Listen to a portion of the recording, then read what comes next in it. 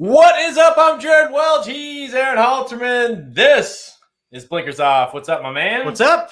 We've got our shirts on, man. We got our Old Smoke shirts right here. You're gonna get in some trouble there. Yeah, well, you know what? I don't think any Karens are watching this show tonight. So, well, hey, welcome. And if they are, I don't care. Welcome to another Blinkers Off live for all of you tuning in live on Facebook, YouTube, and of course Twitter. So if you are listening to this after the fact, of course, come on here next time and listen to us.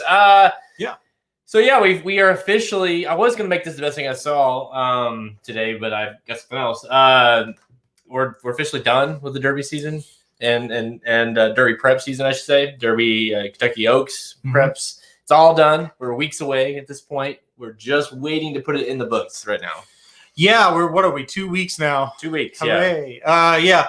Best thing I saw is that a horse with 0 points will definitely be in the Kentucky Derby. So there you go. If you want to get started with that right there. Hashtag 2020, right? That's right. Yeah, and I think there will be 3 or 4 in the gate that have 0 we're points. Still a couple weeks away. So you got time. You're going to have a couple that decide, hey, we're not going to run it, and then you're going to have injuries and stuff too. That's the thing. Like we haven't really had any defections as far as a last second injury. Not lately. Yeah.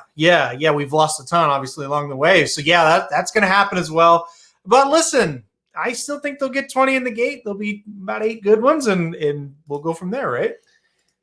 And honestly, that is not a surprise. You know what I mean? It's not. It's for months. Frankly, we've known that this is going to be a very top heavy Derby 3-year-old crop. And that's just the way it is. You don't have any. You kind of thought for a while you would start to see a late bloomer, and I guess in a way, Uncle Chuck tried to be that horse. He failed. He failed. He failed very hard in the final turn at Saratoga.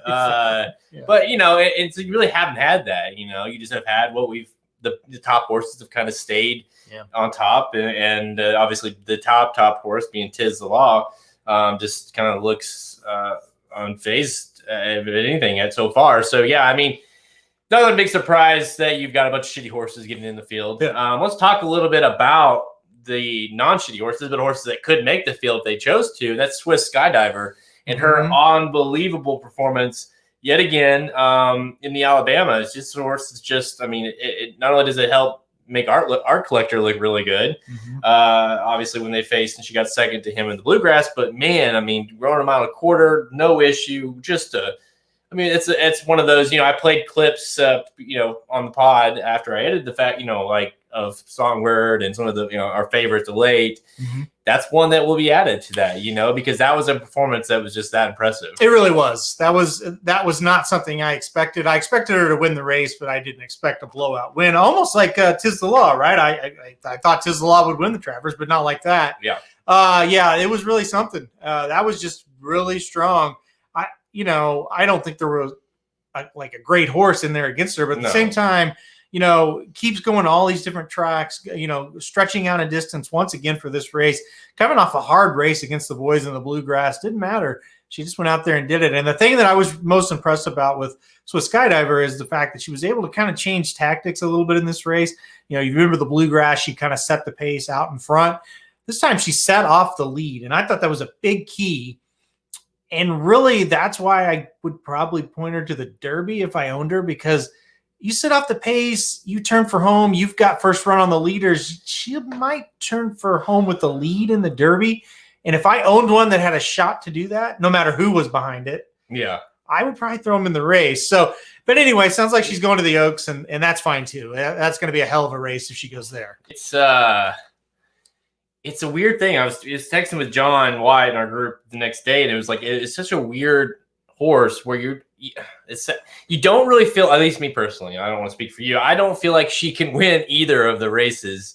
Yet I think she should run in the Derby. Like, I mean, yeah, she has a better chance of winning the Oaks, but I mean, Gamine is obviously going to be incredibly tough to beat. Yeah. And then obviously, even McPeak said it, he's like, we don't want to face Tizzle right now. Like, we saw what he did in person here at Saratoga last week, or 2 weeks ago. But I mean, last week is what he said. And it's like, yeah, I mean, so it's like, damn if you don't. Yep. Maybe, I don't know. It's a tough one because you just don't feel like she's. And it's weird for a horse that's been so good. How you say, like, well, I don't think she has a chance in either one of them. Well, yeah, and I think the big difference between the two is you have like no chinks in the armor of Tizzle whatsoever. Like, we know he can get the distance. He's running really fast. And then you look at Gamine. Well, the one thing is like, well, we don't know if she wants to go a mile and an eighth. Yeah. So if you enter the Oaks and she doesn't want to go on a mile and an eighth, all of a sudden you're looking pretty good, to win. So. Yeah, it's a tough decision for sure. And I don't really think there's a wrong answer. Just all I can say is if I owned her, I would say, hey, let's try it. I was pretty surprised McPeak right after they asked on the feed or on the the telecast, and he was just like, yeah, we'll talk, but we're going to Oaks. I think that says a lot too about Tizzle, because I think everyone saw that and thought, oh shit, like I don't want to touch that right now. So. I kind of think he mentioned the Preakness, like that'd be a good race for a filly to win. So if she was to win the Oaks, go to the Preakness, maybe Tizzle's tired by then, maybe by some weird thing he loses the Derby, and then all of a sudden he's not even in the Preakness. All of a sudden that would become a much easier spot to try to beat the boys again. I mean, let's get her in the Oaks, and that way you have double the shot to have. Her or Gamine, both I think will be very high probabilities of going to the Preakness off of those wins. Let's hope Tizzle wins. Yep. Then we get to see Tizzle versus the Oaks winner, whichever one that is. And to me, that sign me up for that shit all day, especially when you have a Triple Crown on the line. So here's the interesting thing: if there's horses getting in with 0 points, Gamine all of a sudden becomes a player if they would want to try that, right? Yeah. Just saying, I don't think that's on the radar at all. But just saying, it's not impossible for her to be in the race now. The list will go on of horses that have no points that you think, because then you're gonna have people that are just be like, I always wanted to have a horse run the Kentucky Derby, and I literally have the shot now. Like literally, they just are. If I wanted it, I can have it. They're gonna call people up and say, hey, you've got this horse. He maybe won a maiden claimer. Hi, maiden claimer. Do you want to run him in the Derby? Yeah. That's what it's going to come down to. I think the week of like the draw, they're going to be scrambling to fill that 20 stalls. And then 2020 rears its ugly head one last time, and one of those horses wins. And upsets his law. Well, like we were saying, I don't know. I don't remember when, maybe the live show. It's like you're going to have a lot of bad horses, and what if they get really good posts, and then like Tizzle gets stuck we inside? talked about it. Yeah. Anyway, I mean, that would be if you're sitting there and it's down to like the one hole and say 14, 15, something like that. Yeah. And it's like Tizzle and who was that horse that just Cheryl Spite? Yeah, those two are left. Yeah. I mean, if Tizzle draws the one, holy shit. I mean, there will be talk about rioting that will be happening from the Tizzle camp at Kentucky Derby. Okay, so so I mean, obviously Swiss Skydiver, that was a huge, I think she got like a 102 buyer in that, which was obviously very impressive. But yeah, I mean, that was kind of the final big Oaks, and of course, the Pegasus, you had Pneumatic. That won and looked good doing so. Thought it was his best race by far. Yeah, he looked like the horse that he was supposed to be. Kind of. I mean, again, the competition, not much there, but he did what he's supposed to do considering what he was facing. So, oddly enough, they are bypassing the Derby. Yeah, and going straight to the Preakness from there. Versus, it's just weird when a horse obviously has the points and more than enough points to enter the gate. Yeah, I thought that was really odd. Just like right after, it's like, we're gonna skip the Derby, go to the Preakness. That's weird. But I guess I don't understand the logic in it, because I mean, if Tiz the Law wins the Derby, he's going to be there at Pimlico. So yeah, if you're so afraid of him now because he's so good, then don't you think he's going to win? To me, I would try to take a swing in the biggest race of them all in a 20-horse field where something could happen versus the Preakness where, usually the best horse wins the Preakness every year. The best horse in the crop, they'll win the Preakness. So I don't know, but whatever. He looked good. I thought he looked filled out. I thought he looked bigger. Just really impressive, physically on the track. So I thought he ran his best race. He faced nothing though. I mean, we don't know if he's really any better than what he was because he didn't face anything. But look, that's what you want to look like when you go and race in a type of stakes like that where you're 1-9. Kind of, I don't know. Like I get the feeling with Pneumatic, we're going to see him be really good next year. Like he's just like, I think he does have a feel, especially with an Asmussen type horse like that, like a gun runner that took a little bit of time as a 3-year-old, wasn't great, but obviously turned into a monster. Yeah, you could see maybe Pneumatic, and they've stated that they know that this horse is getting better and maturing still. So you could see this horse maybe starting to flourish later in the year, towards the end of the year, and then be really good, as a 4-year-old. So, best thing you saw today? No, just the 0 points. Yeah, no, 0 point horse in the Derby. I never thought I would ever. I've seen them, on the also eligibles, and then they scratch.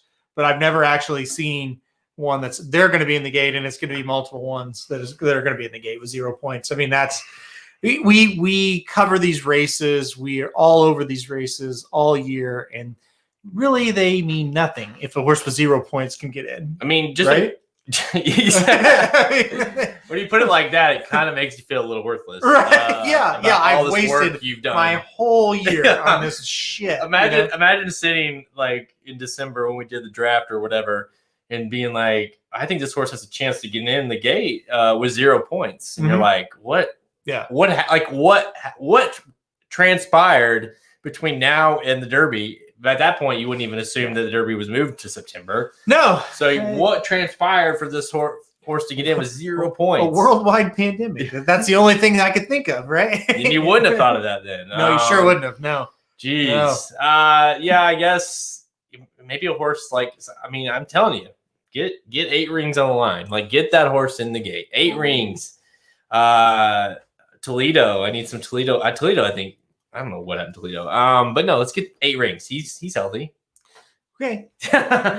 Maxfield, get it. Maxfield, where is he? Limp his ass out there. I was gonna say, resurrect him from his leg anyway, from where he's get him a cast, a walking boot. Yeah, well, he could beat half the horses. I know. He can beat Cheryl's Spider. I would think.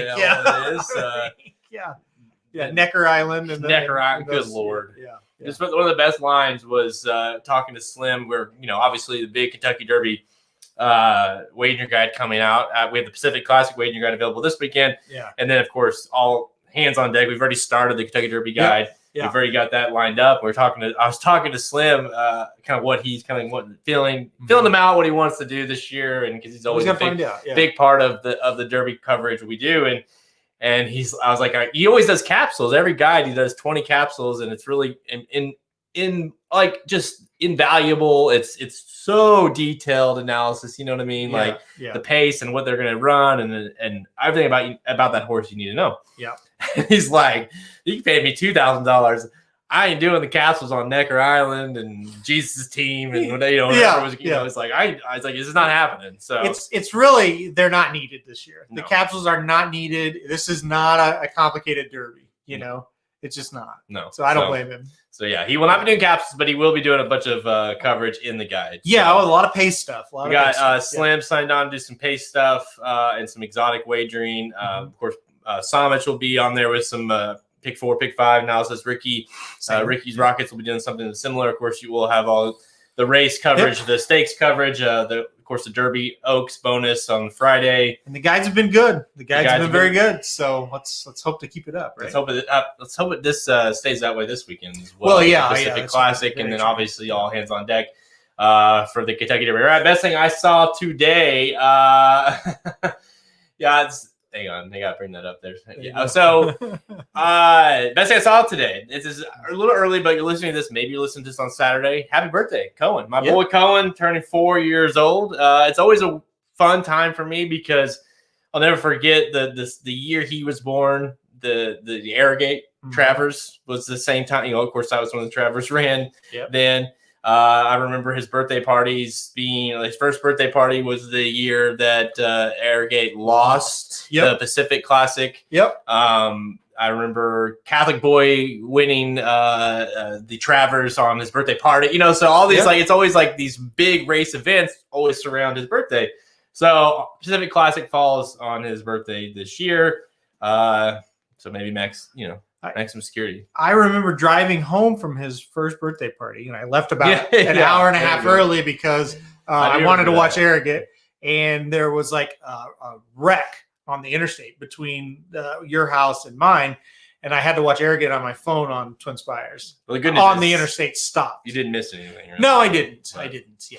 What was it? Accelerate? Yeah, that won that year. No. It was Collector. Collected. Was it collected? Collected. Yeah, it's collected. Yeah, Baffert won. Oh yeah, he was so pissed. Yeah, that's right. Accelerate beat him in San Diego. Yeah, that's right. Yep. And then Collector.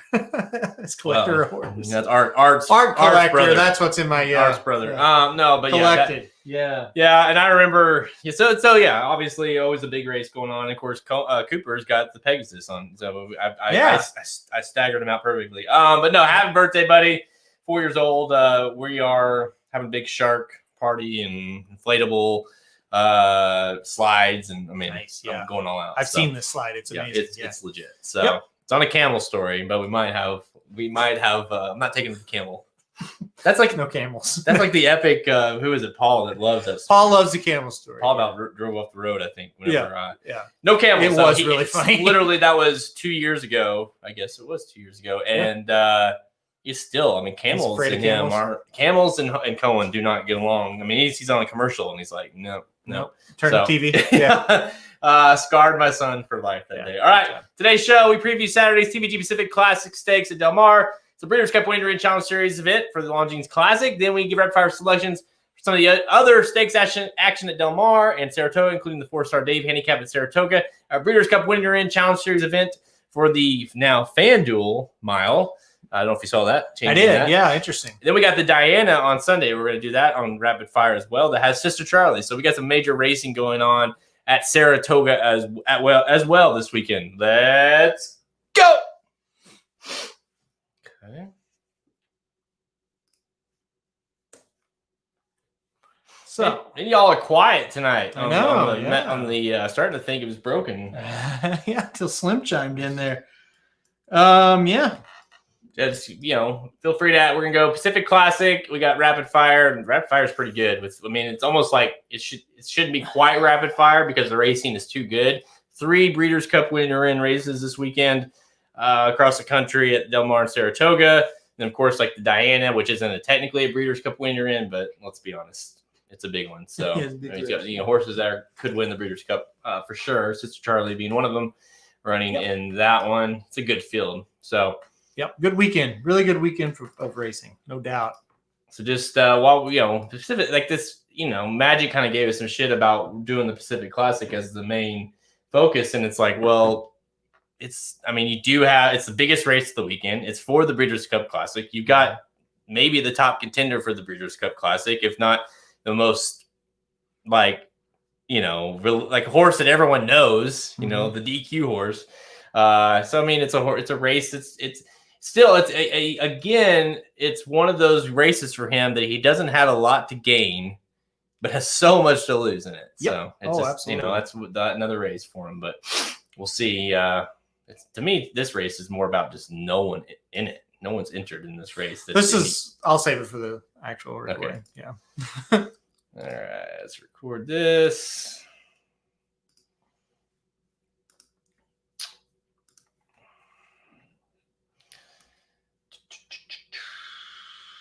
I've got a few things to say here. Perfect. All right. 3, 2, 1. Del Mar on Saturday, the TVG Pacific Classic Grade 1 worth $500K for 3-year-olds and up, going a mile and a quarter. And it is a Breeders' Cup winning event for the Longines Classic.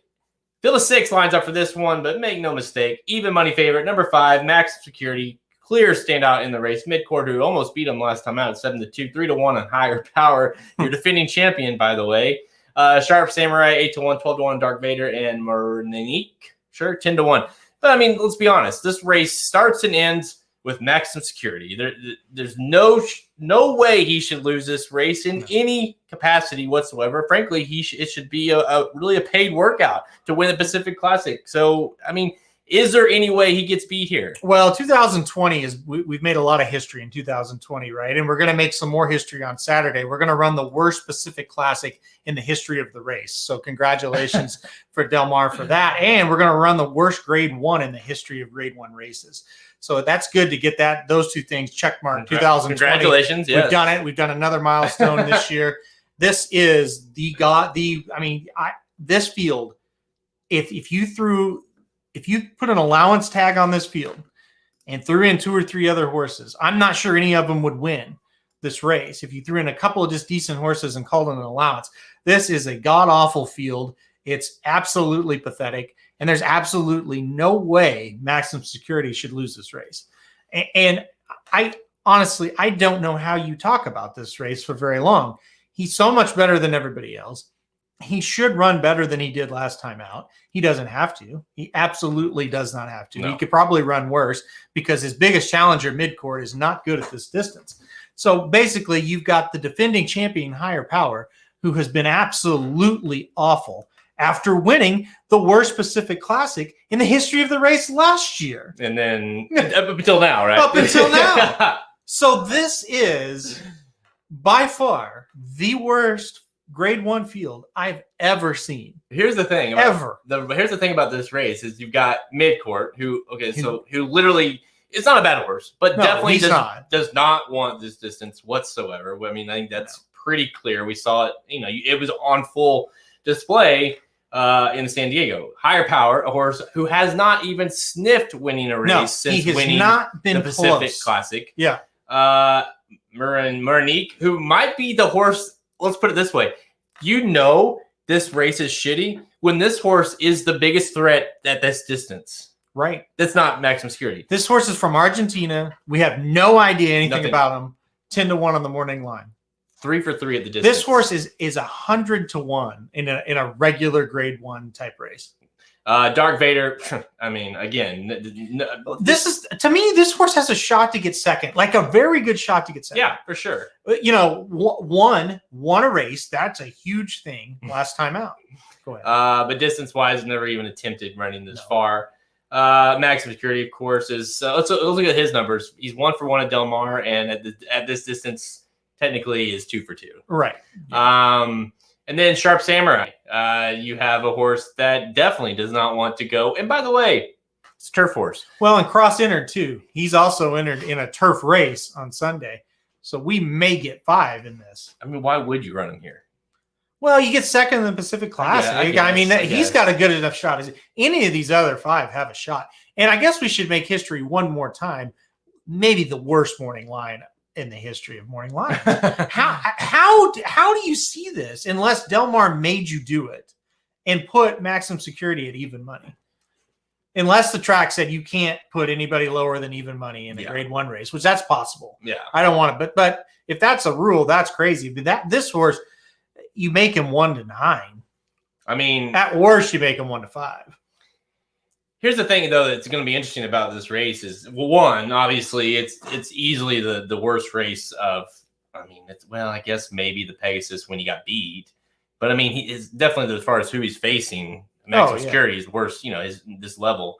But he's always that kind of horse that typically will run he grinds them out. And we've talked about this. We talked about it after he won the San Diego. He's not one that we just will win by 10 lengths. I mean, even no, he could or should. He guts them out. He's a lot of heart. So kind of makes you wonder, where is there going to be a fine line there of, well, I mean, this field is just so bad. Obviously, he's going to pull away. Or is it going to be one of those where he has to work for it? Well, maybe Midcourt rounds the corner and is ahead of him. And I just can't see him going on quite as strongly as he did in the San Diego. But if he does, I mean, maybe he has to grind it out. I mean, that's obviously the horse he's going to have to catch. But I just can't see this being very close. No, I mean, and the thing about it is, he doesn't have to be the horse he used to be. He just has to be a decent horse. Yeah, I mean, I think he I mean, look at it this way: he regressed. His biggest threat is mid-court in the race, and we have already established that if he was going to get him, it was going to be last time out of the mile 16th versus a mile and a quarter. And he ran one of his low buyers since the Derby. I mean, really, I mean, since the beginning of his 3-year-old year, and he still won. Yeah. So it's like, unless he continues to go the opposite direction, which seems hard to believe, I just don't see it. His only threat is himself. Well, yeah, that's just it. Let's basically put that out there. I guess. Yeah, it's the only way he gets beat is by something goes awry. Himself, he just doesn't show up for whatever reason. But I saw nothing. I know there's a lot of criticism on what, was he fully back or what was the ride like in San Diego or whatever. But I didn't see anything in the San Diego that made me think he's not gonna continue to move forward off of that. Listen, I wish there was one average horse in this race that could maybe give us a measuring stick. Yeah. Because if he wins by 30 lengths, like you said before we started recording, it's another race where he loses everything if he loses, and he gains absolutely nothing if he wins. Yeah, because if he goes in and just smokes the field, it doesn't matter. Get on Twitter afterwards, and it's going to be, he didn't beat anyone, and that was nothing. And they're right. And it's that's the problem. If he loses, it's like he's done. Right. Don't run him in the Classic. So and again, this is this is it. This is this is the big for him. Kind of a big prep for for the Classic. The way they space out his races, I mean, there's the Awesome again at Santa Anita. Maybe he goes there. Yeah, I couldn't decide if they would run him one more time. They might do that, but they might not. Regardless, the Pacific Classic is a big time race. For prep leading to we've seen Accelerate go here, and of course Beholder, who unfortunately we would have loved. I mean, she romped in here. And Chrome. I mean, so it's obviously a big time race. Shared Belief. Shared Belief. Yeah, I mean, so you think of all those, and his name could, when you look back 10 years from now, and if he wins, you see this horse's name, you're going to be, that Maximum Security. That's another good horse that won this, right? Yeah. I mean, and frankly.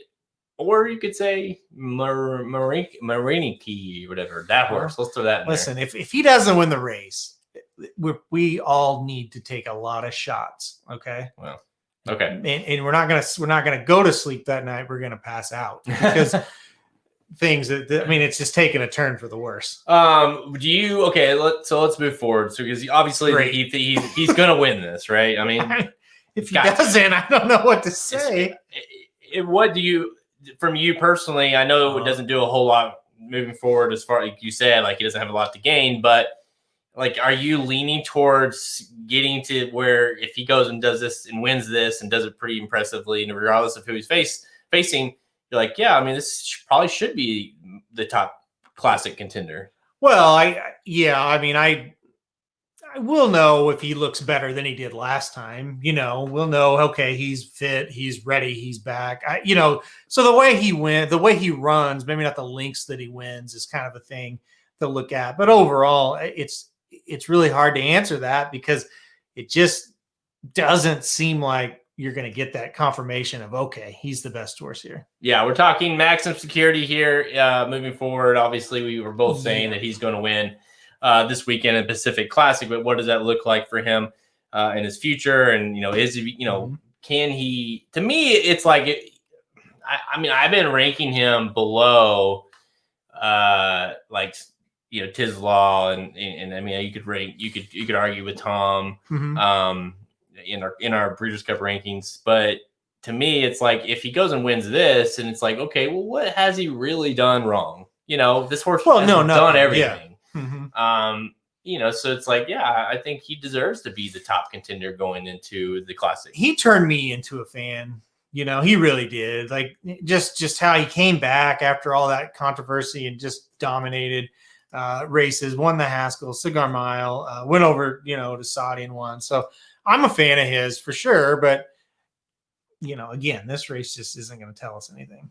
No, and hopefully, it makes it more fun, right? If we don't know much about him until the Classic. I'd rather know. No. As a job, as a handicapper, I'd kind of rather know. He'll be the one. It doesn't make it fun for me. He'll make you look stupid or really smart. Well, I mean, you just analyze him in this race and nobody else, and just watch him run and block all the other horses out and see how impressive he is. Tell you what, let's get him to win here, and maybe he wins one more time, maybe he doesn't. Get him to the Classic. Obviously, Tom's Dietat. Let's get him there. Code of Honor. Let's get him there. Let's get Tiz the Law to win the freaking Triple Crown. Let's get him there. Yeah, even if he just wins one of the next two. And holy shit, talk about a great Classic shaping up. Great race.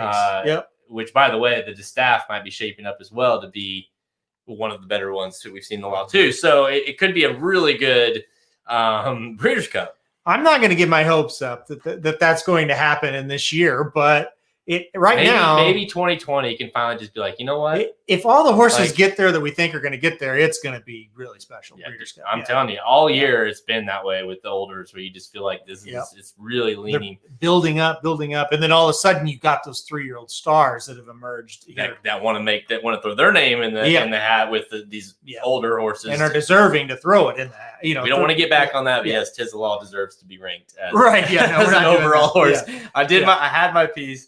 Yeah. I did see a few more people ranked him. I'm not saying it didn't make enough movement for me, but it did make it. I think a few people woke a few people up. Yeah. Still had a few that did not rank him. Definitely don't listen to blinkers off. No.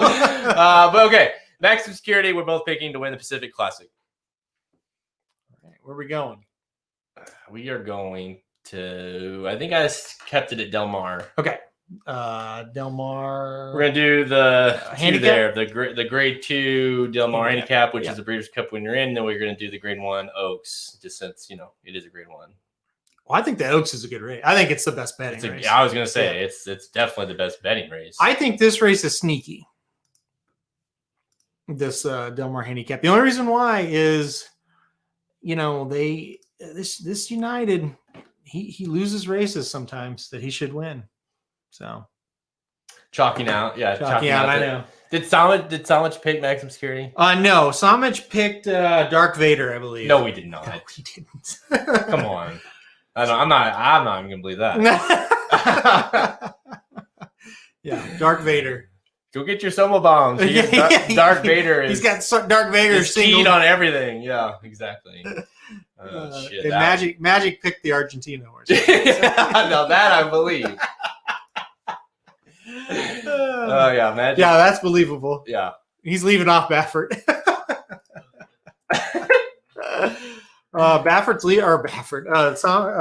Magic's leaving off Brown again in the late sequence.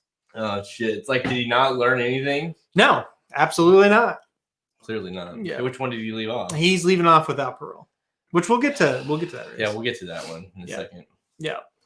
That, and by the way, they did we'll talk about it later, but the late pick 4, I think it's Saratoga, right? On the recording. Yeah. So check them out if you want like detailed analysis of the Fourstardave, especially. Yep. All right. Yeah, we're gonna do Del Mar Handicap, Del Mar Oaks, Fourstardave, and the Diana on Sunday. Here we go. Let me pull this is where you need to listen. Yeah, no, that race is like whatever. This is where these 4 races here are pretty good. They're all very tough, so I think this will be good. Del Mar Handicap.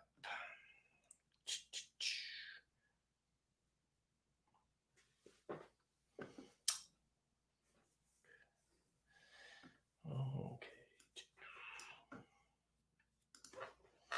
I'll do like I did last time here. I'll put that. Yeah, by the way, all but Max button. Good luck. Feel free to ask questions while we're doing these, of course. It's not the dumbest thing to play something without him on there, though, because You want to talk about a single that just, it looks like there's no shot. Like this looks like Arrogate when he ran into San Diego and got beat. There's just nothing there to make you excited. So it's true. He did get beat. So. Yeah. Oh, they can get beat. There's no question. It would just be a total shock, but that happens. There you go. There we go. Yeah, that's a nice. I mean, United should be. Should be tough, but all right. Ready? Yep. 3, 2, 1.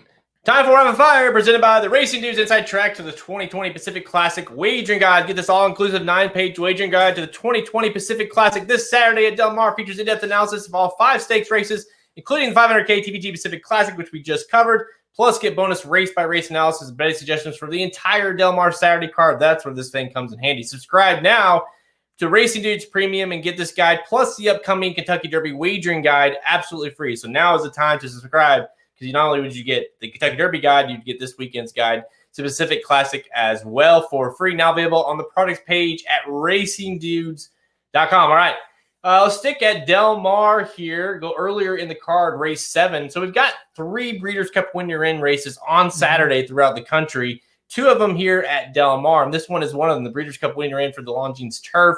It's race 7, the Del Mar Handicap. It's a grade 2 or $200K for 3-year-olds and up, going 1 3/8 miles on the turf. Field of 11 lines up for this one. 8-5. Morning line favorite, deservingly, United, the 1 horse. I mean, this horse has been really good lately. And actually, Mandela was maybe a little quick on it. But immediately after that last win, it's like, we're going to win the Pacific Classic with this horse. And he's like, hey, hang on. No, we're not. But God, I wish he would have. If he was in that race, he would be my second choice. Okay, so you wouldn't have gone crazy like saying I'm going to try to beat next. No, here. Okay. No. Okay, so United obviously sticking with the turf. Can he be beat? This horse absolutely can be beat, right? So is he the most likely winner of the race? Absolutely. There's no doubt in my mind he is.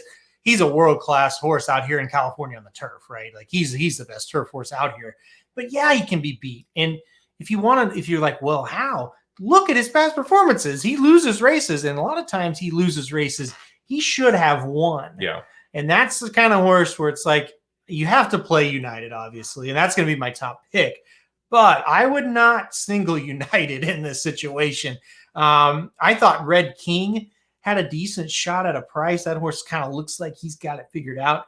Originaire is a horse that I think can come up and beat him as well. So United is my top pick.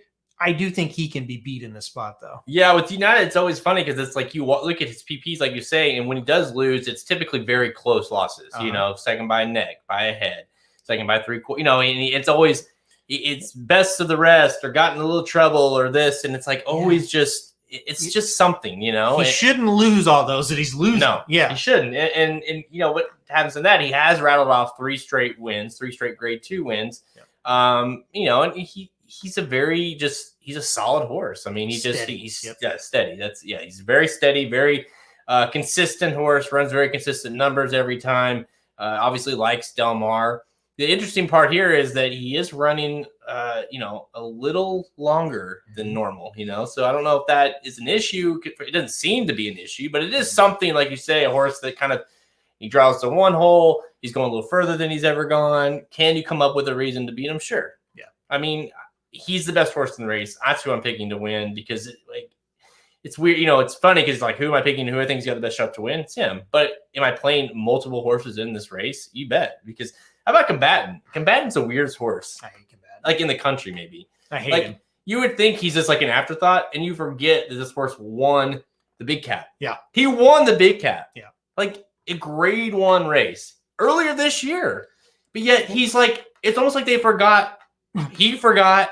Whoever, he's just running these random races. You know what I mean? They're just throwing him in the Oakland Handicap, San Diego. Now he's back on the turf, and now you don't what is he? I don't know. I don't think he's any good. I think is the main thing. He won a very poor San Diego Handicap this year. I don't like that horse at all. I never have. I owned him in the fantasy league when he was 3. I hated him then.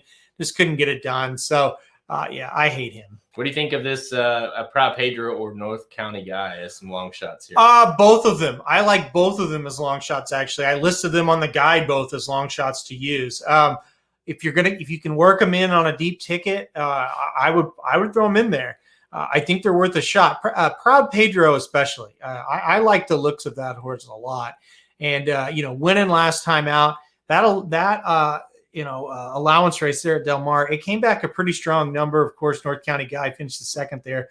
But I think Proud Pedro, I almost worked him in like in the first set of horses, but I ended up putting him as a long shot to use. But yeah, I don't have any problem with Proud Pedro. No, I like both of those actually. Yeah. I mean, they're both 12-1 and 15-1. And obviously that big, that's a big jump from the last race. But obviously this horse in his career, Proud Pedro, has been a horse typically that runs a lot better going long, and obviously going long here. You've got to kind of try to create some value in this spot too, with a horse like United, who definitely, like we've said 100 times, he's the most likely winner, but he loses races that he shouldn't. So, a lot of times when that happens, it's somebody that probably shouldn't have won and maybe didn't look the best on paper. He just United kind of waits on horses a little bit, and I think that's his biggest problem. Yeah, so to that point, the last time this horse lost was to Oscar Dominguez, who's in this race. Right, and wicked long shot. Yeah, exactly. Now, he did get beat by Bricks and Mortar in the Breeders' Cup Turf. That horse was decent. Decent race, decent horse. Not a bad loss on that one. Clip had to strike, lost to that horse, acclimate. So, I mean, he's... By the way, go watch. If you guys have kind of forgotten, sometimes you go down the rabbit hole and when I'm pulling up replays for the pod and different sound clips, and I'll go down the rabbit hole. And if you kind of hadn't seen the Breeders' Cup Turf in a while, watching Bricks and Mortar, that horse was awesome that day. That horse was awesome all year. He was, but that race, it was like he just did it again and just gutted that race out, and obviously beat a very good United that day. So a worthy horse of the year. He was really, really good. All right, we're both on United. Now, Del Mar Oaks, I think this race, that you could go a ton of different ways here. Yeah, this one is. I definitely set on this race. The longest, yeah, for sure. It's not often there's a Grade 1 race, and I have to do a lot of research, but I had to here. There's just some horses you don't know anything about coming from overseas. There's some other ones. It's like, I think I remember what happened in that race, but I better look again. So this is a fun one for me. Bet the ranch on the 10, huh? The ranch on the 10. Well, I don't own a ranch, thankfully. I got the 10. That's who I'm picking. Spoiler alert. So I don't know if I'd bet the ranch on it. Not at what will probably be favoritism, like the favorite in a race where I think we're going to get a price. Yeah. She might not be the favorite, though. All right. She will be. 3, 2, 1. 2 races later, race 9, the Del Mar Oaks, Grade 1, for $250K for Phillies 3-year-olds going 1.18 miles on the turf again here. Field of 11 lines up for this one. Let's head all the way almost to the outside. 3-1 on number 10, Laura's Light, your kind of mediocre favorite here. Really, and it makes sense because this race is very difficult. It's definitely one that you and I both set on here in a long time trying to handicap. 9-2 on Miss Extra. Warren's Showtime at 6-1. There's a lot of prices in here. 5-1 and let's see. Say it. Nage Blanche. Nage Blanche. Yeah. The 8 horse is what we're going with on this show. Magics are like, son of a bitch. Like, I told you guys how to say that, and we both have messed it up. To be fair, Magic knew I wouldn't say it right. Yeah, well, and I'm not picking the horse, so I was like, well, I have to say it once. Nage Blanche. But that horse, the 8 horse, very interesting horse, first time starter. But in the United States, Laura's Light, 3-1. Can you beat her? Yeah, I'm going to go against Laura's Light. I'll play her on tickets for sure, but I did go with the 8 horse. I went with the 8 horse. The name means white snow. This is a French name. It means white snow. So I'm going to call her White Snow, the 8 horse. Listen, I think this horse is pretty good. Won a Group 3 last time out in France. and did it nicely. And you look at this horse, first, second, third, or fourth, and all of her starts overseas. I just think this is going to be a real nice one coming over here. And I think this is a really good spot to try her because there's not a ton of just top quality horses in this race. And Flavian Prada aboard, I think that's a really good sign. And when he rides for Powell, the numbers are great. So and that was kind of the thing that put it over the top. I did, like I said, I watched the replays from this horse and from Miss Extra, the 3 who I almost picked as well, both coming in, making their American debuts after running overseas, and they've had success and they've looked pretty strong in those races. So I'm going to go with the 8 horse here on top. With who? The 8 horse. Oh, okay. White Snow. There's a White Snow. Yeah. There's a lot of jokes you could make with that, but yeah, I've matured over the years, as you can see with the shirt that I have on tonight. Will you be doing any White Snow if this horse wins at 5-1? Maybe. No, I do think that. I mean, that horse makes a lot of sense, and I almost picked her as well. I mean, listen, Laura's Light is it's a little bit like United, not to that level, but obviously a horse is very good, very consistent for the most part. But you just kind of wonder how good, as far as is it impossible she gets beat kind of thing? And no, I don't think it is at all. She obviously is good at this distance 1-for-1. Del Mar, she likes Del Mar. I don't know. Like I just couldn't. I tried to beat her several different horses. You picked this horse last time too. I did pick this horse last time. You like this horse a lot, and she made me. Of course, she was a favorite, but she made me look good in Slant Committee. That's not an easy race. No, she was in. No, she probably. I mean, that was probably her career best race. I mean, she looked really good that day. Yeah, you know what? She's just a really true horse, and I like those because you just know when you round for home that you're going to get an effort. Red Lark was one at a price at 12-1. I kind of like this horse a little bit, but it's hard like so I'm picking Laura's Light and 3 back. I mean, she just got blasted by Laura's Light. Red Lark did, and so it's kind of hard to kind of pull yourself and say, oh, I needed the extra distance for this horse to, in that race, by the way, it was a mile and 8. So it wasn't like that. There was this is a mile and 8 race. So it's not like it was a big difference there. But can the horse improve? Sure. Warren Showtime at 6-1. A horse I think's got some interest with getting Mike Smith on board here, maybe. But again, another example. I'm picking Laura's Light, and Warren Showtime got blasted by Lauren's Light. So I don't know. I mean, bottom line, I feel best by picking Laura's Light. I think you got to play her. I think she's true. Cedilio comes to ride, or is back to ride, I should say. Might have the last time he rode Maximum Security, he had a hell of a day. Yeah, that's right. Maybe he does it again. I think he might do it again. So number 10, Laura's Light.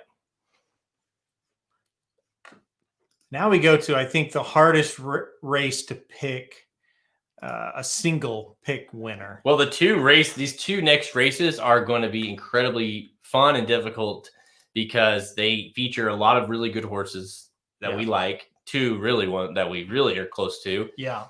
That should be singles a lot of the time, and you're sitting here thinking, I might pick against her. If it was this time last year, we're talking about Uni and the 4-Star-Dave and Sister Charlie and Diana. I don't know about singles, but Sister Charlie definitely would be. Yeah. Uni, this is a really good 4-Star-Dave for the second year in a row. Really a lot of the same horses out of the top 3 finishers, Raging Bull, Uni, and Got Stormy. Here they are right back again this year to run in this race. And the winner, Got Stormy, looks like the least likely winner out of the 3 that I just mentioned this year. So we have some very interesting tidbits on that race. Yeah, it's a wild one. This is one of the best stakes races as far as like competitive with superstar types that we've seen in a while. Breeders' Cup winner in, of course, for the FanDuel Mile. All right, let's do it. Hang on. I really can't believe I'm picking who I'm going to pick right here. I can't believe it either. When I went into the race, I just kind of assumed, I'm gonna pick Uni, right? You're so used to seeing her in a race, and you're kind of coined as always being like, well, if Uni's in the race, that's my pick. Well, that's been my thing ever since like 2 years ago. You don't have to even think about it. You're just done with it. And all of a sudden, we could be making more history tonight here with a non-uni selection. Just stay tuned. We're going to make some history. Okay. Pull up that race for you guys.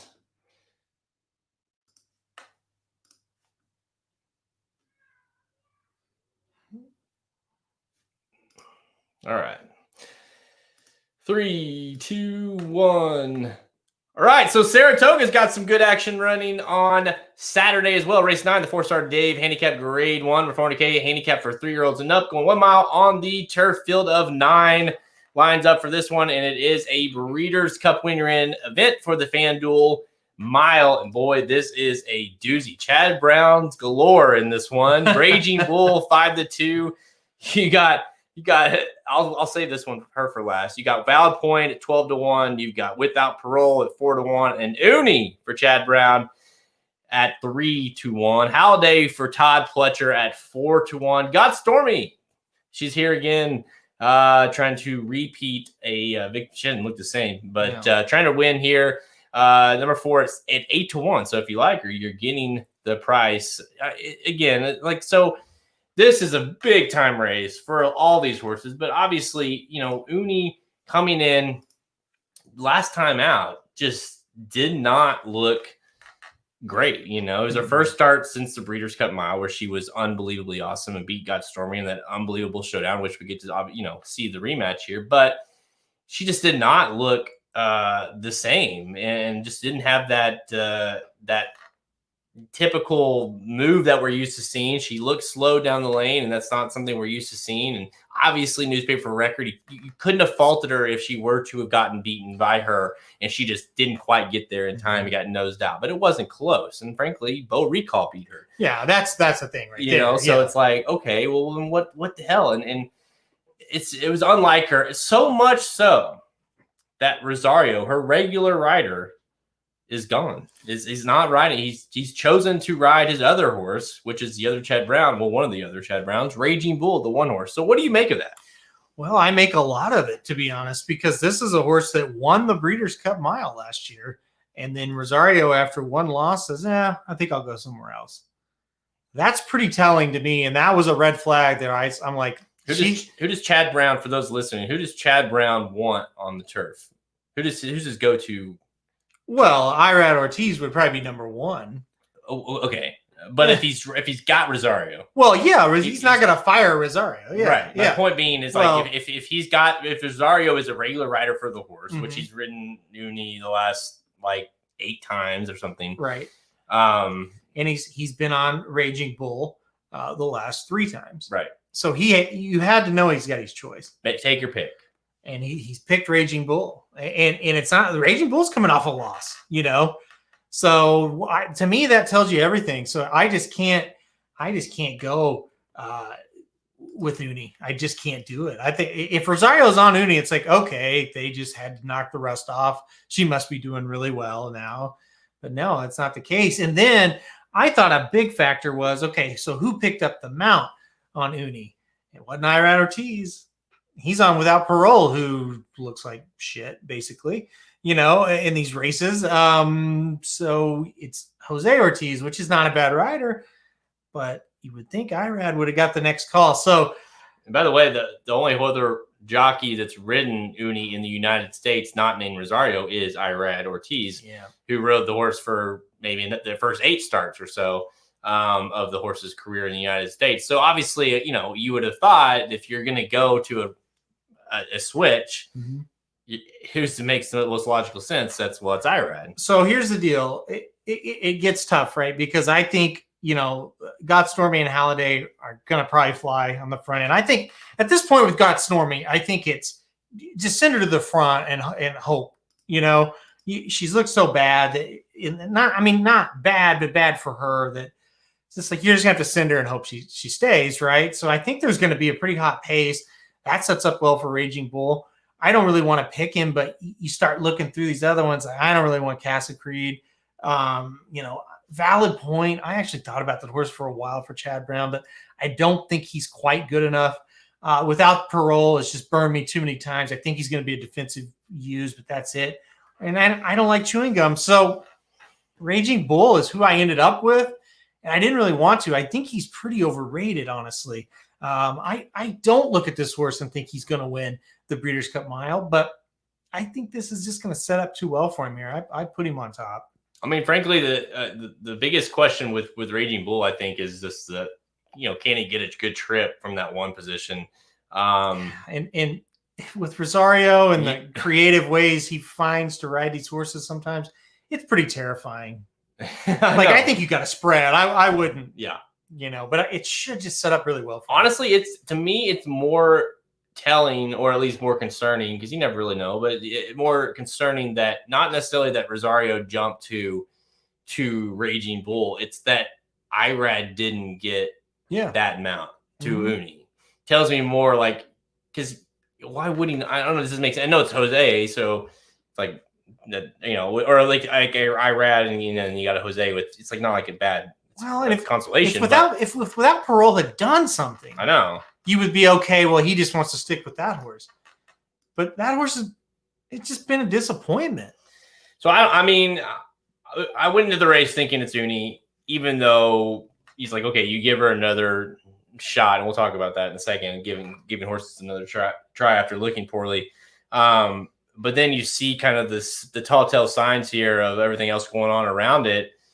And you see a horse like Raging Bull, who's got a very similar style as Uni does, and kind of has got that real deep late closing kick. And Rosario obviously ridden the horse most of this horse's career. Frankly, jumps to this horse. He likes Saratoga. Has won 2 times in 3 starts, 1 second.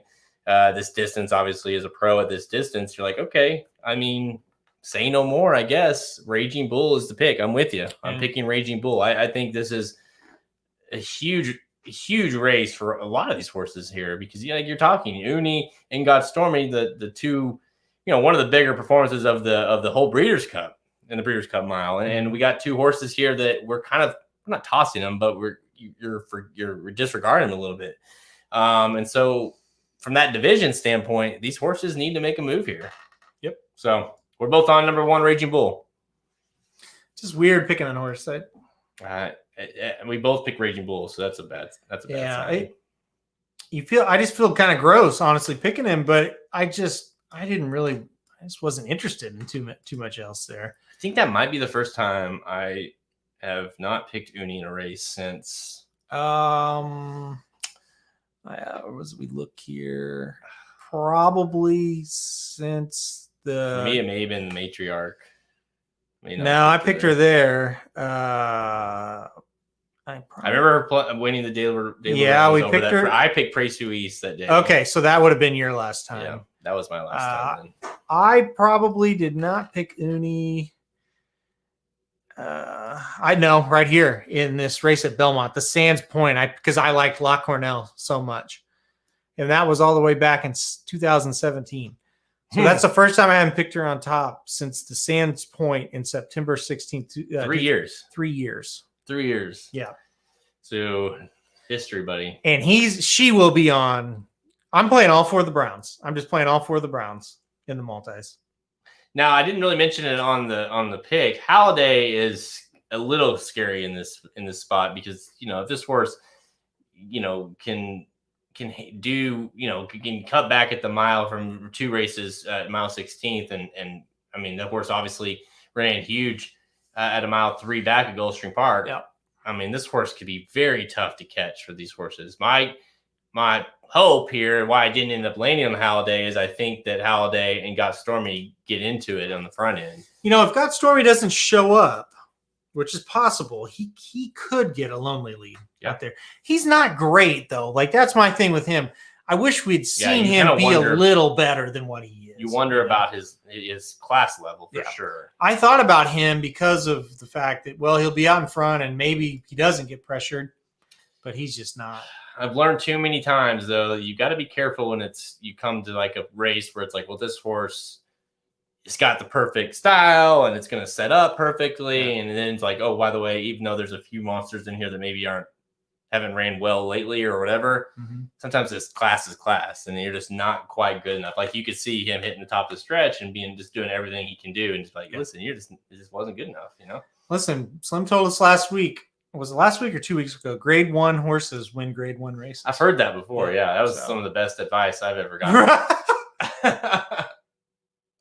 I wrote it down in my journal because I was like, I'm going to remember that. So it's going to help me big time. Okay, so this is the big one here on Sunday. The Diana, Sister Charlie, Rushing Fall, more Ched Brown. Shocking. It's amazing how many horses this guy's got. I know. Not just horses, but like legit horses. Well, you're gonna make history one more time. Uh-oh. I've never not picked Sister Charlie. I'm not picking her. Okay, well, that's insane. I'm even picking her. Okay.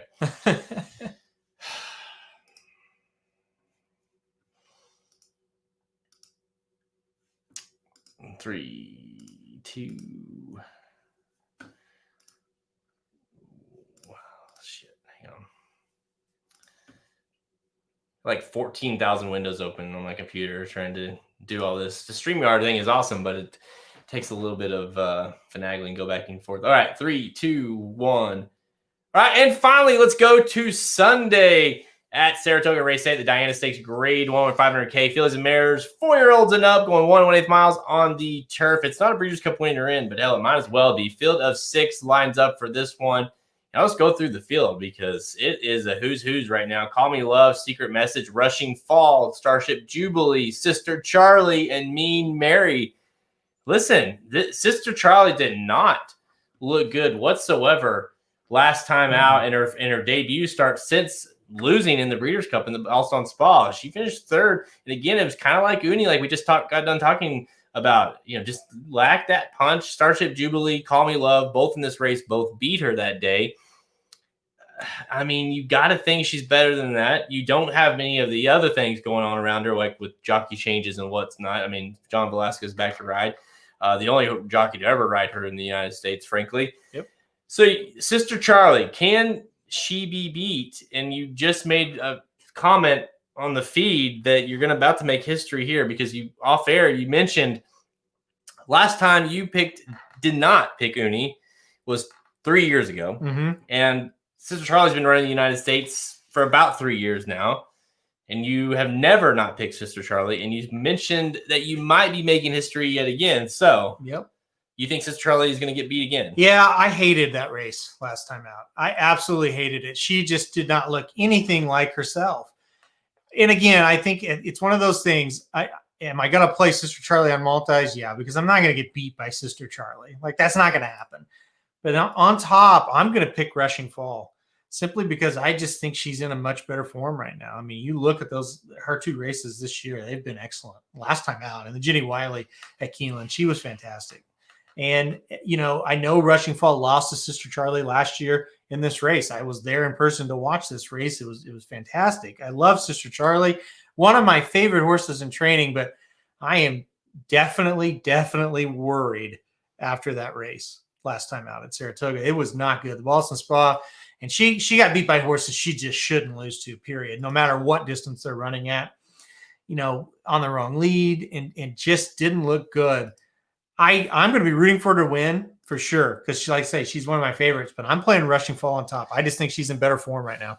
Listen, I cannot fault you whatsoever for that. And frankly, you're about to change my opinion of my pick just talking because it's like, yeah, I mean, you talk about who's in form. I mean, Rushing Fall Newspaper for Record and Rushing Fall are Chad Brown's, new stars right now as far as on the turf and what they're doing. And it's hard to fault what Rushing Fall has done in her career. And obviously at Saratoga, she likes Saratoga. She likes this distance.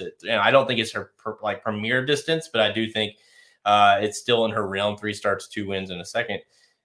She's, again, you talk about a horse that's in form versus a horse that maybe still needs to get into form. That's Sister Charlie, getting beat by Starship Jubilee last time out, getting beat by Call Me Love. And again, it's kind of like what we talked about with Uni. It was like, if you saw, like, if she just got beat, like she ran a really big race, but it was the first start off the long layoff, and it's like, okay, you can't, but you did lack that punch a little bit. And I mentioned this, I believe we mentioned this some, and we've definitely talked about it off air. It's just she's never been a horse to kind of lose. Well, frankly, since she's been in the United States, she's never lost consecutive races. Mm-hmm. Never. I mean, and when she has lost, it's been like just the worst of beats. You know what I mean? Yeah. But now you're going off 2 straight wins, or 2 straight losses, I should say, that they weren't that close of losses, you know? And so you kind of start to wonder, is she kind of fading off a little bit? You know what? I'm going to do it. I'm changing it. I'm going number 3, Rushing Fall. I was going to pick Sister Charlie because I was going into it thinking kind of like with Uni, but within when you had all the changes around her, like the jockeys and you know what I mean? I kind of was like, wait, you know, with Sister Charlie's like, okay, well, I'll give her one more try. It is Sister Charlie. Can I not pick her? I'll play her and everything, obviously. Yeah. But when you just look at it on paper, Rushing Fall is just so much more in form right now. She's going to get scary dangerous on the front end. When you think about how good Sister Charlie was, right, when she was in her big run, even the Breeders' Cup loss, and I know it was the Breeders' Cup, and I know those were good horses that beat her, even the Breeders' Cup loss, it should have been a sign. Mm-hmm. She wasn't quite the same in that race. Well, you know what? I remember it like I'm still sitting on the rail at Santa Anita. She just didn't, like, you kept waiting for her to have that punch. Yeah. Like, you're like, here she comes. This is it. She's got it. And it's just like, it's never really materialized. She rounded the corner and we looked at each other like, she's got it again. Yeah. She's going to win it again. And the same thing in the last race there at Saratoga. She rounded the corner. It's like, okay, she's just going to kind of motor by him. Mm-hmm. And neither time could she do it. And that it's a little concerning. And you look at her last 3 races, because her prep for the Breeders' Cup was a win, but it wasn't a normal dominating effort compared to the Beverly D, compared to the Diana last year. So it's a possibility she's starting to tail a little bit. I think she's still a very, defensive use, but overall, I'm going to go Rushing Fall. I hate to pick against Sister Charlie, but I'm going Rushing Fall. And sometimes, like this happens with these, especially with the fillies, and the mares, they just kind of, they start to lose a little bit of that same umph they've had. Yep. Or maybe even interest, just lose a little interest and time to kind of go do something. And she is 6 now. She's obviously, earned over 3 million, close to 4 million. So she's had a hell of a career. Yep. I don't want to sit here. I want to be very clear about this. I don't want to sit here and be like talking, like singing her, like her like sound off song here, like sending her off like she's done. Like she very well could come back and win, and she's just getting older, and it took her a little bit more time to kind of get back into form. But in this position, I think it makes more sense to play the horse that's more in form, and that's Rushing Fall. So that's the pick.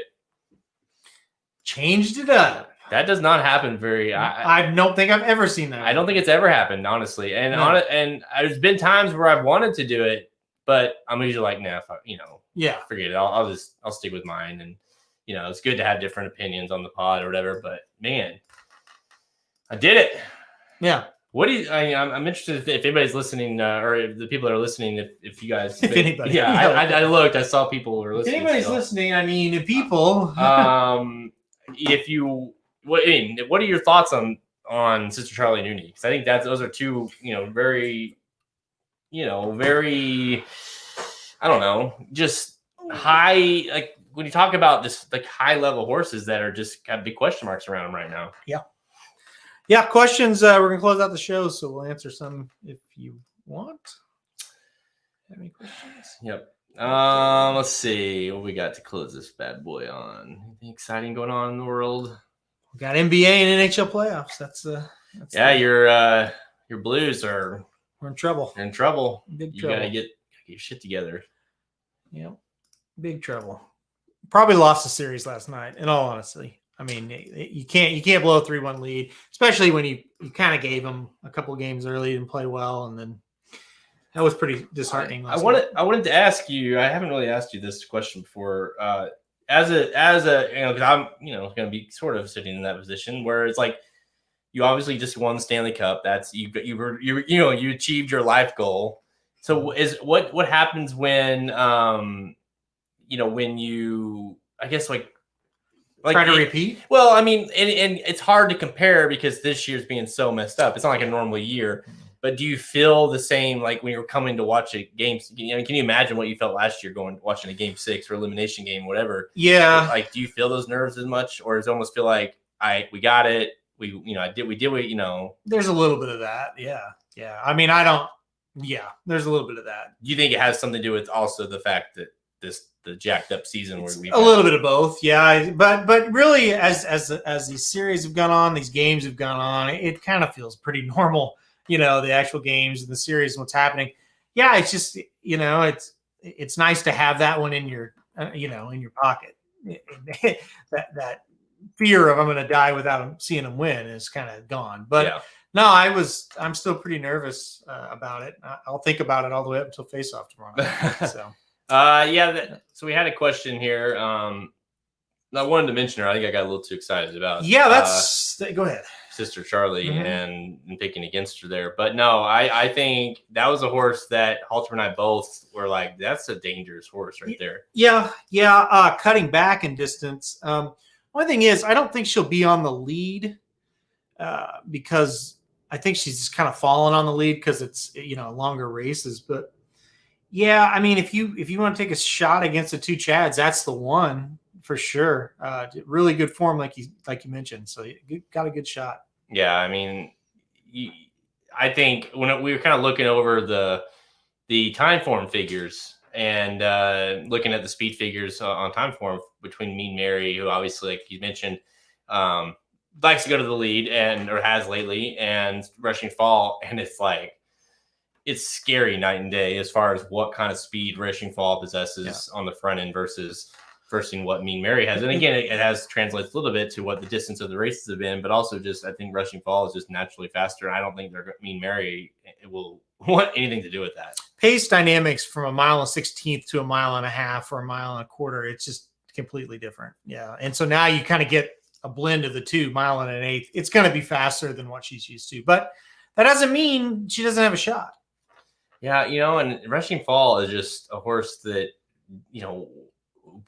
didn't win the Diana, but got beat, like you say, but in a 1 1/8 as it fantastic. Yeah, when she was she was a 3-year-old. She ran really well at a 1 1/8. She was really good. Lake Placid and that race at Keeneland. Kind of the talk on her is that's the max distance, and that's why they haven't really done the Breeders' Cup with her. Right. So 1 1/8. I think this is the top end of her. So that. I mean, I get it. And if you have like just like last year with Sister Charlie, when you have a horse when she's in that form, you just can't hold off with Sister Charlie. But yeah, I don't know. I mean, do we have a Sister Charlie like we used to have? I don't know either. Let's close her out. 3, 2, 1. So tell me, check out racingdudes.com for our free picks and our premium selections on our handicap products page. Click the products link at the main menu at racingdudes.com to learn more. Make sure to check out that 9-page inside track to the Pacific Classic wager guide for this Saturday at Del Mar, covering all 5 stakes as well as the entire card. Everything you need to cash in huge. Great time to become a subscriber right now for the Kentucky Derby, Preakness, and Breeders' Cup, all right on the corner. If you are an active subscriber, premium pick subscriber on our site, you get all those guides for free. So with the Derby guide being a $40 guide, and of course the Preakness and those are all $40 guides. I mean, you get your money's worth, let alone just paying the $70 a month plus getting the picks. All through that. So those guides coming up. So stay tuned for that. We're currently covering over 30 tracks, all offering free picks. We're on Twitter at RacerSoDudes, Instagram and Facebook. Listen to us on SoundCloud, iTunes, Google Play Music, Stitcher, even the website, racingdudes.com. The Magic Mike Show, go check them out. They did the late pick 4 at Saratoga on Saturday. So you want more information on them, go check them out. Let's see what else. Blues. Your Blues are in dire need of win. Yeah, and if you listen to the podcast, it's at least Friday, and we've got a big game 6 tonight. Got to win it to force a game 7. So, blew a 3-1 lead in game 5. It just can't happen. The poor goaltending and just kind of sloppy play, and they blew it. And so now our backs are against the wall. Good news is they were against the wall last year in the second round against Dallas, and they went on the road to Dallas and won game 6, and then won in double overtime to go on to the Western Finals there. So, they haven't really played well in the bubble until recently. So hopefully they've got their 2 best games ahead of them. We'll see who starts. I hope they go back to Bennington. I think in this, with Allen struggling last game, you put your best player in there, the guy who won it, and if he sucks, he sucks. I think they're going to win Game 6. I really do. Just from I'm a fan of it, not like you. I just think that with Bennington being out, and he's probably going to be pissed. He's obviously very good under pressure. Yeah. So I think it was so shocking to see them lose last night. Yeah. Because you felt like they were rounding back. You're kind of getting their form back the way they kind of dominated Game 4. Mm-hmm. And then they dominated a lot of Game 5. And then so it's like, I don't know. When their backs are against the walls, that's when they play. Yeah. They play sometimes their best. So yeah, they played a lot of because like Game 3, that was a must. They had to win Game 3. Yeah, and it took overtime, but they gutted it out. And in that Game 3, they found their game a little bit. And then Game 4, it really carried over, and it's like, okay, we're back. And then, to blow that. But listen, it's been a good series. Vancouver's a very good team. It's felt like a series that's going to go 7 games the whole time. And I think you're right. I think we're going to get that 7th game. And as we know, you get in that 7th game, it's anything can happen, It's been pretty fun because it's just like hockey on all day. Yep. It's just one game after another. And it's like that Boston game the other day when Boston rattled off 4 straight goals, like in a matter of 5 minutes. Yeah. Like that was another one of those where you just Boston's going to lose. Mm-hmm. Well, both leagues, the playoffs have been really good. Really good. NBA's been great and NHL has too. So, and they're just getting started. All right. For those of you listening on this pod after the fact, this is kind of my favorite part of the show because we get, the stragglers coming in here, people that are listening, that want to finally chime in with questions on the live feed. So again, if you don't do that, make sure you tune in when we do these podcasts live. So let's go through some of these questions. I don't want to do that one first. Let's do this one. Over under 5 number of links, maximum security wins by. I'm gonna go under. Just because that's his style. He doesn't. I think he dominates in a sense, but it's not normally his standard to, especially when he's running at this distance, to win by more than 5. So I'll say under. Yeah, I will too. Just because of what you said there. Yeah. Let's see. We got a random question from Dennis. Dennis, welcome. Yeah. Finally. Let's see. First race Saturday at Del Mar. I don't know if you even looked at that one yet. Yeah. Is that Princess Noor? I think that's the 2 horse. Let me see. I'm pretty sure. Let me pull it up. Dennis, I closed my computer. Come on, man. I'll pull up the guy. I thought we were done here. Here you go. Yeah, here you go. I think that's Princess Noor. The 2. Yeah. Yeah. So that horse is supposed to be really, really, really, really, really good. Really good. So can King Guillermo hit the board in the Kentucky Derby? Our friend Steve wants to know. Very concerned about this. Needs to be, frankly. He can, right? Well, he can hit the board. Yeah. I think frankly, even the horses with 0 points could probably hit the board in this year's Derby. So the thing about it is, you need him to win. You don't need him to hit the board. If he finishes second, you're still in the negative, Steve. So, and frankly, they ain't running him in the Preakness if he doesn't win the Derby. So, well, hell, why not? The horse has been off for 10 years. They're going with the Breeders' Cup. Oh my God, they're not running in the Preakness for real. I was going to say, surely you're going to run him in both those races. They're going to sit him off until May of next year. They're taking the wait and see approach. The horse finished second in the Kentucky Derby, and it's like, yeah, we'll just run him in the Arkansas Derby, and they're like, yeah, we'll run him in the Kentucky Derby. It's like, you do know that's in September. Rumor is, I don't know, Steve, but you'll be happy about this, Steve. Rumor is, after the Kentucky Derby, win or lose, they are training up to the Arkansas Derby. I mean, the Oklahoma Handicap. Yeah. So there you go. Yeah. He won't run against those jackass.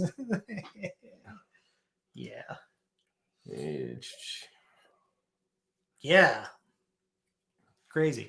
He won't run again until I don't know. I did see that that Slim, that kind of his early, pace analysis. I don't think he thinks too bad about King Guillermo. No, I think he kind of likes him. I just don't think he believes that he can win, which I don't blame him. So. Now, there's 3 reasons why your team has minus 69 points. One is Austin. 2 is what is Austin? Yeah, well, he just stupid claims. 2 is Wells Bayou got hurt because that was a good claim. Yeah, and he got hurt, and that sucks. And 3, these idiots didn't Not run running King them. Guillermo. Yeah. I mean, that's 3 reasons. So are they locks to get last? Yeah, they're 1-9 to get last. He has to win both races. I mean, do you think that's going to happen?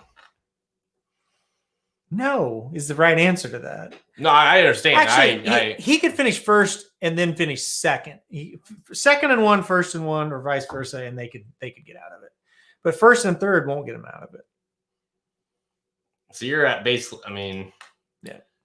Not only would it be if Tiz the Law would have to lose, obviously. Imagine if King Guillermo. What if King Guillermo upsets the Triple Crown and gets them out of last? Listen, he's not awful. That horse is pretty good. Yeah, you need to talk to Austin about claiming that Woodbine horse. Claim the Woodbine horse. I think that horse has got legit. Oh yeah, a legit possibility. Of he's being the really good. Mm-hmm. He's really good. Austin, if you're listening, I'll text it to Austin later. Oh man. What we see Rick's Natural Star in the sure. Yeah. I don't know that horse, but I'm gonna look him up right now. I think you could name any. I mean, if they want, I mean, I think they're gonna start sending just invites to anybody, right? At this point. So yeah, you got a horse in the gate. You could claim the Woodbine horse and just say we've got a Derby runner. We got another Derby runner. Right. I might do that.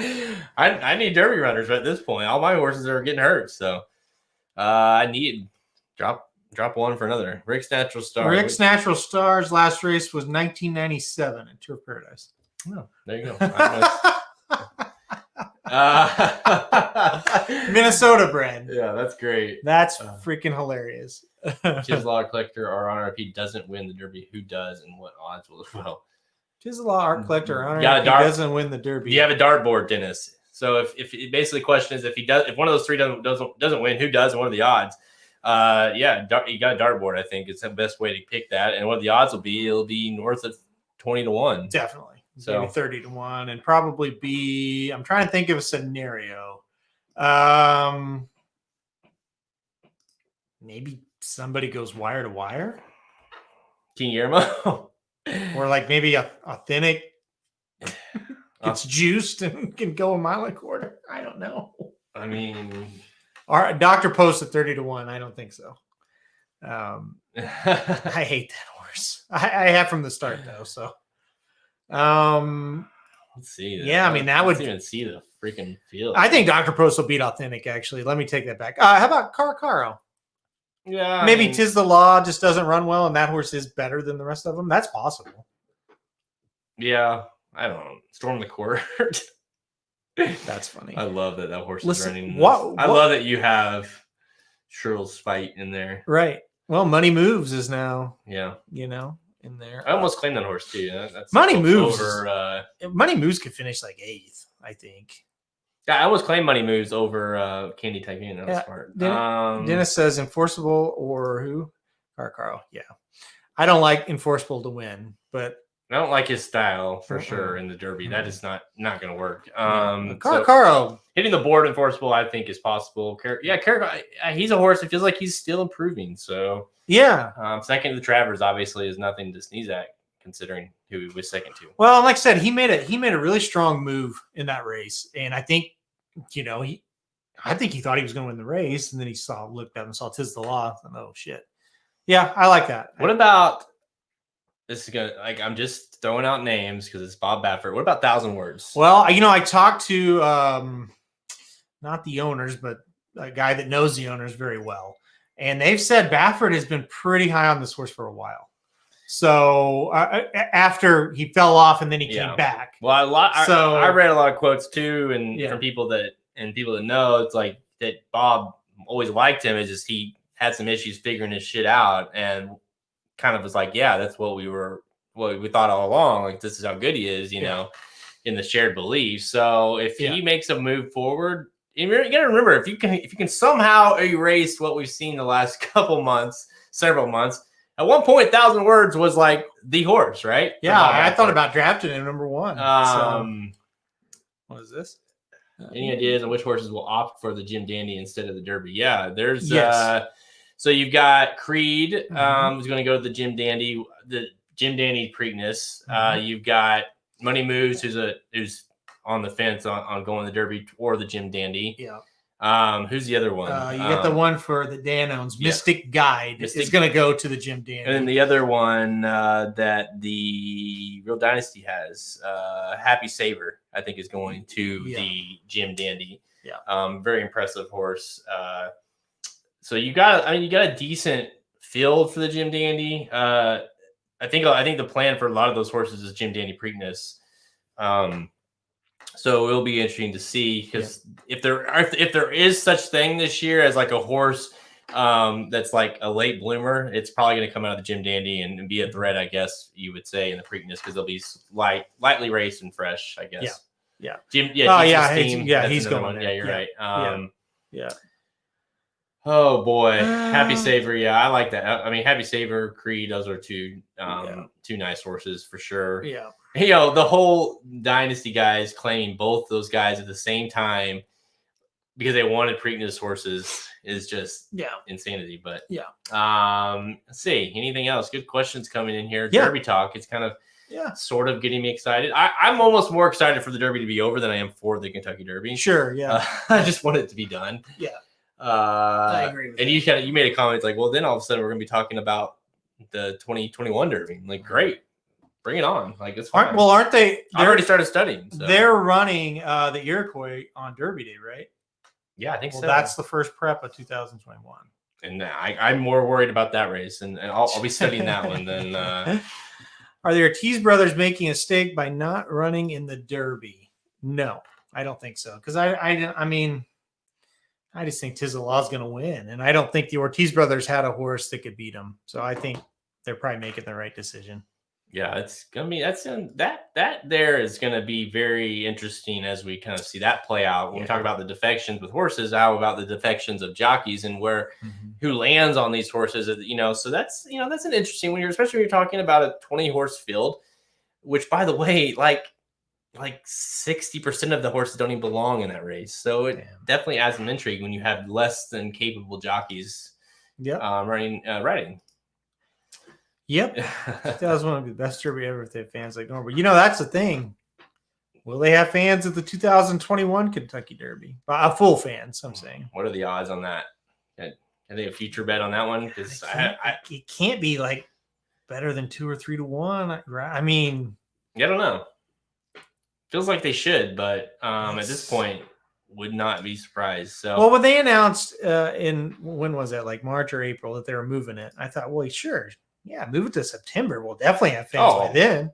I was like, guaranteed we'll have fans. So are they still doing the like 15% or whatever it is, 12% or whatever? Stupid. Yeah, that'll be fun.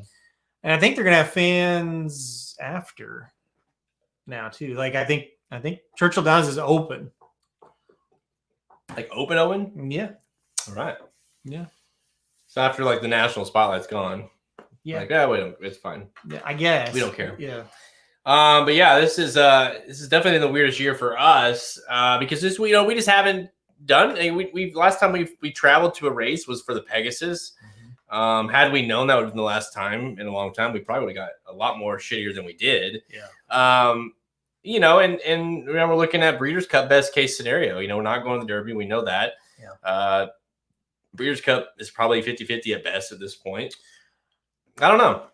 I'll probably go to Remington 3 or 4 times, honestly, because I don't think I'll be able to go to football. So I'll just go to Remington, If Gimme and Swiss Guy knows the part 1, 2 in the Oaks, both try. Yes. I think they should. I think they will? I don't. They should. I could see if Swiss does not win, I could see McPeak training her up for the distaff or something like that. Yeah. Like I could see him bypassing the Preakness. Gamine, if it's Gamine on the other flip side, I could see Bob Baffert definitely wheeling her back to win the Preakness. So I just think it could go different ways depending on who is the horse that wins. I just don't imagine, if he doesn't get the Oaks, McPeak I don't know if he wants to go after the Preakness with a filly. So, yep. Baffert don't give a shit. He'll do it. I agree. I hope that I don't care which way it goes. I don't either. I hope that we see it because, like we talked about earlier on the show, if we can get a filly versus Tiz the Law with the Triple Crown on the line, and maybe name one of the, one like a Creed or a Super Saver that looks amazing in the Jim Dandy or whatever, then yeah, sign me up for that because that at least adds some intrigue to normally a Belmont Stakes when you have a Triple Crown on the line.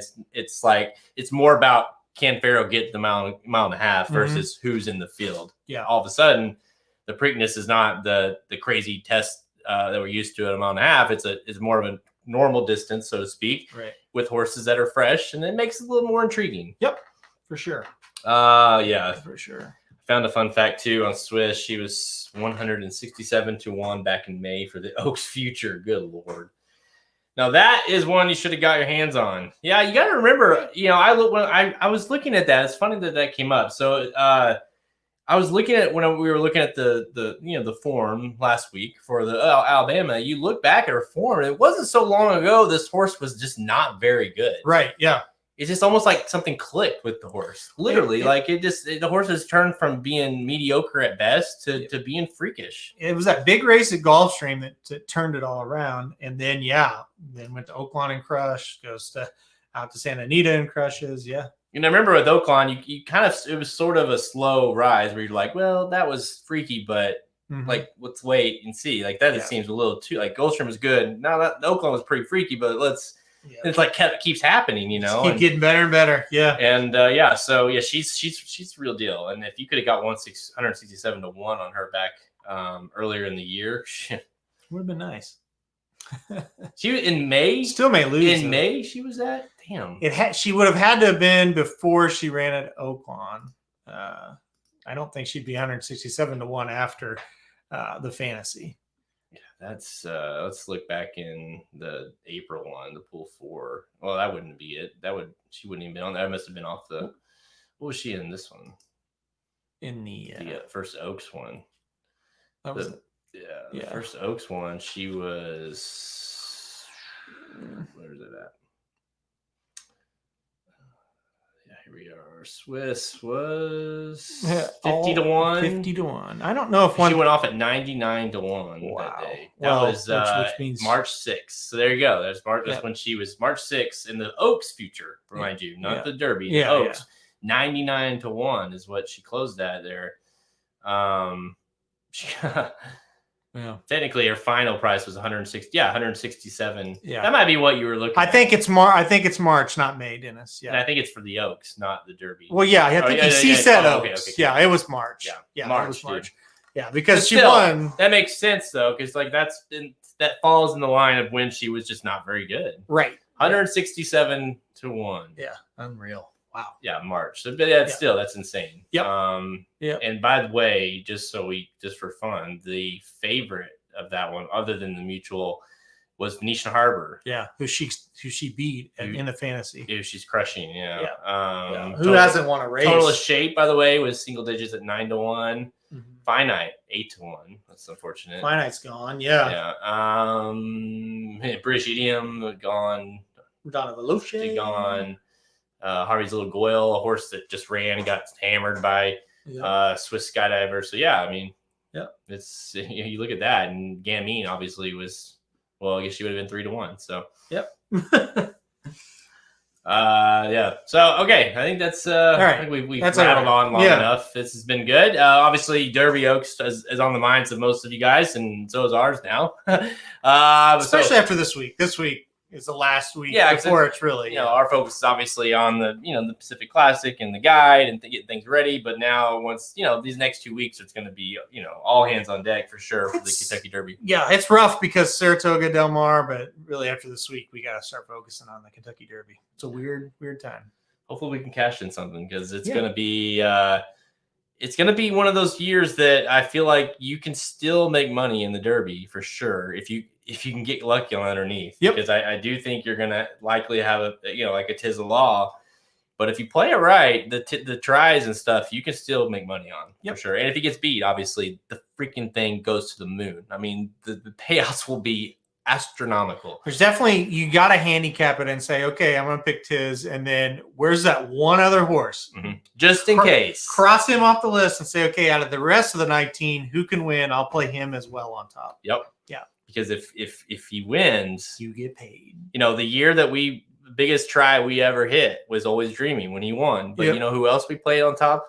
We also played Thunder Snow. Yeah. So we had the winner and the horse that didn't finish. Yeah. But you look back and you realize that was not such a crazy, because obviously the horse was awesome. Yeah, when he turned out to be awesome. But imagine if he wins. And, so the point is just in case, because if you have one horse that you've kind of been thinking about, one that and it's not maybe it's not Honor AP, or it's not Art Collector or whatever. It's someone that you just feel you've always kind of liked, and whatever, play him, because if that horse wins, the payouts will just be unbelievable. So, all right, again, make sure you go check out the Magic Mike Show. I'm Jared Welch. He's Aaron Halterman. Good luck this weekend. All right, thanks, guys.